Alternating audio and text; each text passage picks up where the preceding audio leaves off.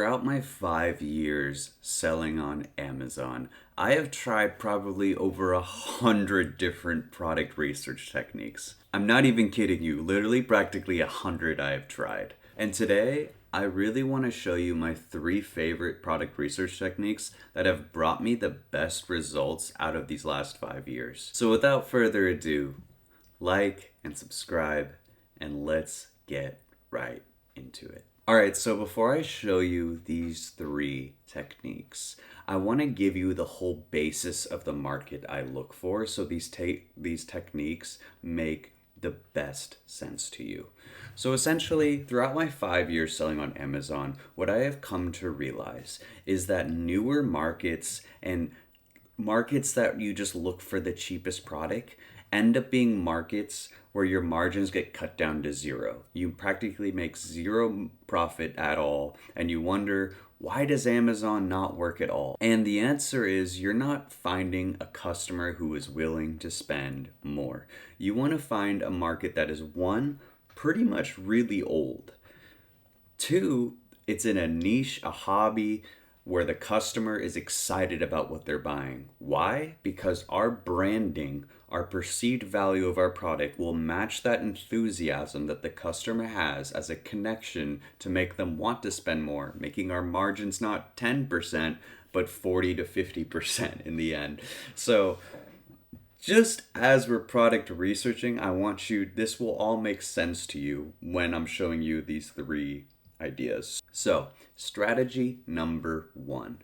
A lot of people have not shown you this. I've made a previous video about it. But when I'm trying to find older markets, right guys, what I do is I actually use Helium 10 and I go into black box. I have a coupon down below if you ever want to use Helium 10. But number of images. So typically on Amazon, right, older listings only have 3 images. I'm not even kidding you. Old listings from 2012, 2015, 2010, you get it, have only a few images. And what that signifies to me as an opportunity to come in with a brand new listing, a whole new 2020 type marketing and branding, sick customized package, and completely destroy it. So strategy, way to search this is in number of images. When you scroll down in our black box under products, we go to number of images and we'll type just 3. That's it. That's literally my whole strategy. No, there's definitely more to it. Okay, so, and then in our niches, we'll go arts, crafts, and sewing. We're going to go niches that are essentially just niches where the customer is willing to spend more. Patio, lawn and garden, pet supplies, you get it. So then for prices, I only like to do $25 to $45. Reason why, when we sell higher priced products and we're starting out at 0 reviews, it's so hard to push the ball to roll. Like, literally, it's the heaviest ball to push. You get it. You get it. But anyways, we want to make sure it's more of a less of a consideration phase for the customer, and it's more they're willing to spend totally 30, 40, 35 bucks, and we're getting our unit costs for only a few dollars. So that's kind of where we're aiming for when we're doing this. So that's the price range I aim for, and then I'll just click search. And I will essentially, when I'm scrolling down, guys, I will only think about who my customer is when I'm scrolling, all right? Obviously, we're going to get a variety of different products, so you get the whole idea. But this is just kind of my first strategy I use, and I'll usually pull up 5 to 10 ideas from this strategy. What's funny is I actually use this strategy in my free Patreon. I have a product research whole 7-day challenge that I did to find a product. I actually used this exact idea and found a product within 7 days that I would consider launching. So if you ever want to just learn more about product research, I have an absolutely free Patreon. I just thought I would say that just because it's very important for, as a new Amazon seller, to always be asking questions and learning the advanced stuff that a lot of people don't teach. And I'm offering that absolutely for free to you. So the link is down below if you ever want to learn about that. But for our second strategy,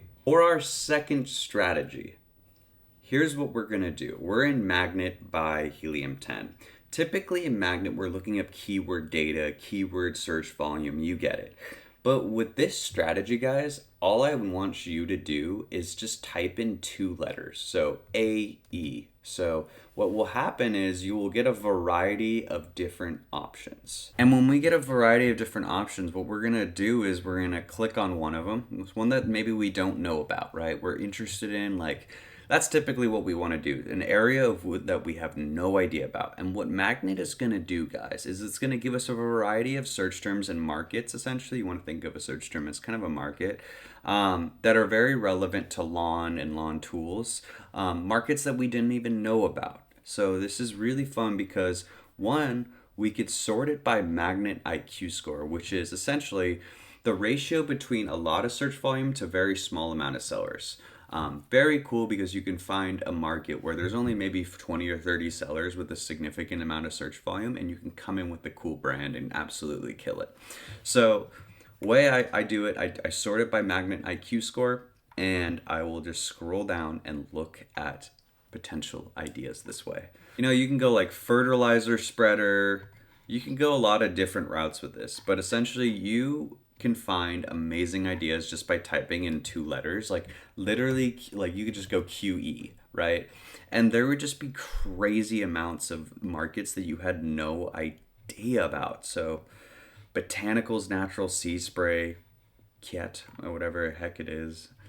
And so another thing I look for when I'm doing this, guys, just as a very big tip to help you, is I look at my suggested PPC. I do not want to be spending $2 to $3 a click when I run advertising, because then my upfront cost to get ranked on page one will be absurd. So we want our suggested PPC to be in the, I look for anything under $1.30. So in the low $1, and I found a lot of markets where I'll find even a suggested PPC of 70 to 80 cents. And that's because one, they're very old and not a lot of people are doing ads on them. So it's a very big opportunity. So that is just something to look at when you are scrolling down in these markets. And without further ado, let me show you my third product research technique that I actually found my most recent product idea. By the way, can somebody comment down below what Rufus is? I don't know why it says this on Amazon. And also comment down below if you're a brand new Amazon seller just trying to learn new things. I would love to meet you, interact with you. I love interacting with new people into the Amazon FBA space. So if you could just please comment down below, I really want to meet you, for who you are watching this. So it would just mean a lot to me. My third product research technique. This is honestly my favorite, and it's so basic, but has brought me so many good results, guys. So what I do is I get in a learner's mindset. I want to learn about products in our world. I want to learn about areas that I don't know about, right? And by doing this, I click on areas where niches where the customer is willing to spend more. Obviously, that's most important. And I will just scroll down, right, and learn what products do I not know about. And these are, so what we are in is the best sellers on Amazon, the Amazon bestsellers list. You could find it without even having any extension at all. It's kind of a free way to product research. And essentially, like for example, we can go into car care. People care about their cars, so they're probably willing to spend more, right? And look at this, leather honey conditioner. So could be a cool idea to start like a leather brand, or you get it. It's finding markets that you didn't know about at all to potentially launch in. And it's a fun way to also learn about sprays, different types of products that you had no idea about and didn't even know existed, to broaden your knowledge, do more research, and not get the same filtered results you would get off Helium 10 when putting in certain numbers. Because whenever we put in certain filters, we're going to get the same results. So we want to just kind of broaden our scope a bit, and this is an amazing way to do that. So if you liked today's video though, like and subscribe. I really appreciate you again for watching, putting in the time to watch this. It means so much to me. Just wanted to say thank you, and you have an amazing day. Take care.